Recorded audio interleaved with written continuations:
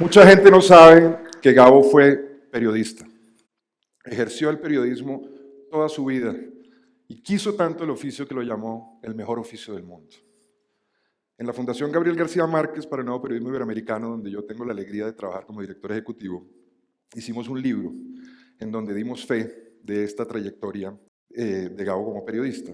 Gabo ejerció el oficio desde que comenzó su carrera profesional. Empezó en el Universal en Cartagena en el año 48 y luego trabajó en El Heraldo en Barranquilla, trabajó luego en El Espectador en Bogotá y después estuvo trabajando en un proyecto que se llamó Agencia Prensa Latina. En los años 70 estuvo en Alternativa, luego en los años 80 escribió de manera regular una columna en El País de España. Su pasión por el periodismo fue muy grande y la ejerció en diferentes condiciones y en diferentes modalidades. Esta es una frase que me parece recoge bien su pasión por el periodismo y la manera como el periodismo permeó su obra literaria. Dice: soy un periodista fundamentalmente. Toda la vida he sido periodista. Mis libros son libros de periodista aunque se vea poco. Pero esos libros tienen una cantidad de investigación y de comprobación de datos y de rigor histórico, de fidelidad a los hechos, que en el fondo son grandes reportajes nevelados o fantásticos. Pero el método de investigación y de manejo de la información y los hechos es de periodista. Pero de toda esta trayectoria de Gabo, de lo que quiero hablarles es de un proyecto que tuvo a comienzos de los años 80, de hacer un periódico. Gabo siempre soñó con hacer un diario. Desde que me inicié como reportero, dijo en una entrevista, con una terquedad enfermiza, he soñado con hacer un periódico. El periódico estuvo muy cerca de ser una realidad. Tuvo nombre, se iba a llamar El Otro, tuvo hasta director. Iba a ser Darío Arizmendi, un hoy famoso y reconocido periodista de radio colombiana. Pero de lo que quiero hablar hoy, más que del proyecto en sí mismo, es de algunas reflexiones o lecciones que yo siento que esa aventura editorial le interpela al periodismo que hacemos hoy en Colombia, en América Latina y, por qué no, en el mundo. Siempre me pregunté por qué Gabo quiso hacer un periódico. A comienzos de los años 80 era un hombre famoso, reconocido, y creo que esta frase responde a esa pregunta. Quiero vivir, y donde más se vive es en un periódico. Su pasión por el oficio lo llevó entonces a pensar en este proyecto y en esta iniciativa. Yo conocía muy poco de este proyecto hasta que realmente Gabo muere. Después de que Gabo muere, Darío Arizmendi publica un libro que se llama Gabo no contado y allí le dedica un capítulo a hablar de esta aventura editorial. Hay unas enseñanzas y la primera de esas enseñanzas es justamente ese deseo de emprender y de querer innovar. En este caso, emprendimiento e innovación van juntas. Uno puede, claro, emprender sin innovar, innovar sin emprender, pero en este caso el deseo era de hacer un otro periodismo.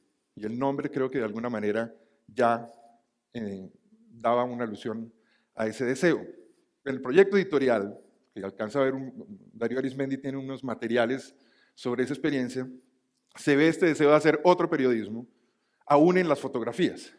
Ahí vemos un facsímil y en las fotografías el proyecto decía: solo se publicarán fotografías que sean realmente noticia y se desecharán las fotos conocidas y repetidas de un gobernador jurando en su posición o de dos cancilleres saludándose, a menos que el gobernador se juramente con la mano izquierda o uno de los cancilleres haga una mueca despectiva mientras saluda al otro.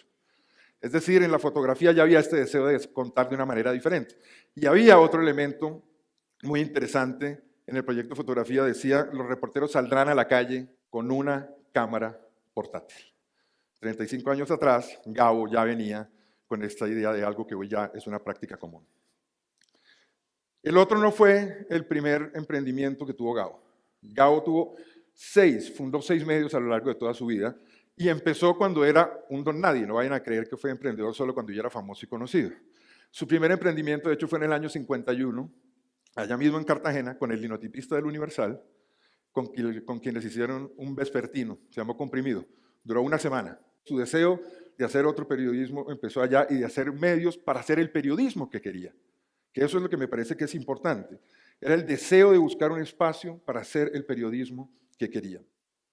Lo interesante del emprendimiento hoy es verlo como una alternativa y verlo en el contexto del entorno digital. Hoy es mucho más fácil crear un medio que antes. El entorno digital facilita la creación de medios. Solo para darles un ejemplo de Colombia, para que vean la dimensión de cómo ha crecido lo digital. En una investigación que hizo Consejo de Redacción en el año 2010, había en Colombia 391 medios digitales. 2 años después había 745, prácticamente el doble. No se ha vuelto a hacer ese mapeo, pero yo me atrevo a decir que hay en Colombia tranquilamente mucho más de 1000 medios digitales, y en un estudio encontramos que había en América Latina por lo menos 500 solo de medios digitales dedicados al periodismo. El emprendimiento hay que entenderlo también en el contexto actual de la crisis que viven los medios. Creo que para nadie es una novedad. Y es en ese contexto en donde uno ve a los periodistas buscando alternativas, buscando opciones. La buena noticia es que hay muchos periodistas arriesgándose y haciendo cosas interesantes. Solo quiero destacar algunos aquí, que son proyectos que admiro, que me gustan, que los conozco y los acompañamos mucho desde la Fundación. Animal Político en México, El Faro en El Salvador, Efecto Cocuyo en Venezuela, Agencia Pública en Brasil, Anfibia en Argentina, aquí en Colombia la propia Silla Vacía. Hay muchísimos, solo menciono estos porque los estimo de manera particular. Pero también quiero decirles que no es un problema solo de cantidad, no es que haya cantidad, también hay calidad. El año pasado, entre los finalistas al Premio Gabriel García Márquez de Periodismo, recibimos 1.600 y tantas postulaciones. De los 12 finalistas de las 4 categorías, de lo mejor, 11 eran medios nativos digitales. El otro elemento que me llamó mucho la atención del otro fue esta alusión a la otredad que viene del nombre. Y no pude evitar pensar en eso en el marco de lo que hoy se llaman las famosas burbujas informativas, las cámaras de resonancia, los filtros, los algoritmos. Para los que no saben, se habla de las burbuja informativa para explicar la manera como los motores de búsqueda y las plataformas organizan y jerarquizan la información. Entonces, lo hacen básicamente de 2 formas. 1, a partir del historial que yo tengo en esa plataforma, y 2, a partir de las relaciones que yo construyo con los otros. Entonces, por ejemplo, en Google, aquí dice la tarea, puse GAB, y Google, porque tiene mi perfil y me conoce, entonces inmediatamente insinúa Gabriel García Márquez, porque sabe que yo trabajo en la fundación, porque he hecho muchas búsquedas sobre Gabriel García Márquez, y no pone nada del Arcángel San Gabriel, porque Google sabe también como mi familia y mis amigos que yo pues de santo y de religioso, nada. Igualmente funciona con Facebook y con el algoritmo. En la medida en que yo doy like a gente que comparte cosas, y usualmente uno lo que tiende es a darle like a las cosas que uno cree, entonces el algoritmo va priorizando y va dando entonces prioridad a ciertos contenidos. Así entonces en mi Facebook es mucho más probable que surja contenido que tenga que ver, por ejemplo, con el matrimonio homosexual, que es algo en lo que yo creo, que yo defiendo, que otros puntos de vista. Por supuesto, eso hace que las redes se construyan a partir de afinidades, pero esas afinidades van limitando mi visión y no me confrontan con otros puntos de vista. Desde esa perspectiva, la idea del otro, de hablar, de ponerse en los zapatos del otro, de contar desde la perspectiva del que piensa diferente a mí, me parece que tiene una gran relevancia. El tercer aspecto del periódico, el otro que me llamó mucho la atención, tiene que ver con un planteamiento alrededor de la relación entre la opinión y la información. El periódico, el otro, tenía el siguiente planteamiento editorial. No habrá editoriales ni habrá columnistas. Era un periódico sin opinión. Dígame si eso no es una cosa maravillosa. Y yo veo una tendencia en los medios de América Latina y de Colombia en donde hay una gran carga de opinión. Les quiero compartir este dato. Esta fue una investigación que hizo el profesor Mario Morales de la Universidad Javeriana. Hizo un análisis de todas las noticias que fueron publicadas en El Tiempo y en El Espectador sobre la negociación. Fueron casi 11.000. 41% estaban ubicadas en la sección de opinión o eran géneros relacionados con la opinión. Es decir, tuvimos el proceso de negociación prácticamente mitad y mitad. Yo, por supuesto, no estoy diciendo que la opinión no sea importante, no quiero insinuar eso. Hay muchas razones que explican esta tendencia. Por supuesto, en el contexto de crisis es mucho más barato hacer opinión que información. Y en el contexto de las redes sociales, la opinión marca muchísimo la agenda. Pero creo que apreciaríamos mucho todos si pudiéramos tener un debate público fundamentado en información verificada, en donde los datos han sido comprobados y este trabajo ha sido hecho por profesionales. Ya sabemos que el sueño del otro no se logró.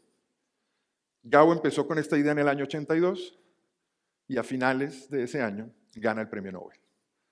Entonces, ese deseo que él tenía de estar en la sala de redacción, ¿no?, de vivir el fragor de la noticia, se esfuma, porque ya, a pesar de que ya era un hombre muy famoso, pues el Nobel lo catapulta a la estratosfera de la fama y de sus compromisos. De todas maneras, Gabo insistió y quiso sacar el proyecto adelante. Lo que es interesante, por lo menos para nosotros, es que encontramos en el sueño frustrado del otro la semilla de la fundación. Y nos enteramos de eso porque entre los memorandos que tiene Darío Arizmendi, hay uno de un argentino que se llama Rodolfo Terraño, era uno de los socios, y que le decía: aún aceptando que tuvieras un débito y no un crédito en tu cuenta con Colombia, creo que el diario no sería el único modo de saldar. Otras iniciativas, e incluyo entre las posibles la del taller de periodismo, supondría menos sacrificios innecesarios. Y efectivamente, esto se lo escribió Terraño a mediados del 83, en el 94, Gabo, Jaime Abello y otros grupos de amigos crean la Fundación Nuevo Periodismo Iberoamericano, que tiene como misión formar, inspirar, conectar a los medios, a los emprendimientos, a los periodistas de América Latina, de Iberoamérica. Y el corazón de la fundación son los talleres. Hemos hecho centenas. El propio García Márquez, como lo vemos en esta foto, dio varios. Este fue un taller que hizo en el Heraldo. Aquí vemos al gran Tomás Eloy Martínez haciendo un taller en Buenos Aires. Aquí vemos un taller que hicimos en Cartagena, donde está nuestra sede y donde hemos hecho más de 200 actividades. Este fue un seminario que hicimos el año pasado en México. Ese fue el deseo de Gabo y a través de la fundación lo que él quiso era que impulsáramos a los periodistas a ser mejor. Gabo siempre quiso ser el mejor. Y él es el mejor ejemplo. Piénsenlo. Un hombre nacido en un pueblito del Caribe colombiano, sin abolengos, sin apellidos, pobre, formado en las escuelas públicas. Gabo es hijo de la educación pública colombiana y se vuelve uno de los mejores escritores del mundo. Nunca bajó la guardia en ser el mejor y nunca bajó la guardia en querer hacer el mejor periodismo posible. Ese era el sueño del otro y en esta frase me parece que se refleja bien ese deseo. No quiero que se me recuerde por 100 años de soledad ni por lo del premio Nobel, sino por el periódico. Nací periodista y hoy me siento más periodista que nunca. Lo llevo en la sangre, me tira. Además quiero que hagamos el mejor diario de América Latina, el mejor informado, el más veraz, el más exacto, que nunca nos rectifiquen. Y en eso llevamos 22 años, inspirados por Gabo, convencidos hoy más que nunca de que es posible hacer desde América Latina el mejor periodismo del mundo. Las herramientas digitales facilitan mucho esta posibilidad. Y yo quiero creer que andan por las calles de nuestra América Latina, como unas especies de gavitos y gavitas, muchos periodistas convencidos de la importancia de tener medios libres e independientes, que buscan contar historias que conmuevan, investigadas con muchísimo rigor, con una ética basada en la transparencia, en la responsabilidad, en la independencia. Y quiero creer que muchos de esos periodistas retoman algunas ideas que fueron planteadas hace 35 años y que hoy pareciera que tienen más vigencia que nunca. Muchas gracias.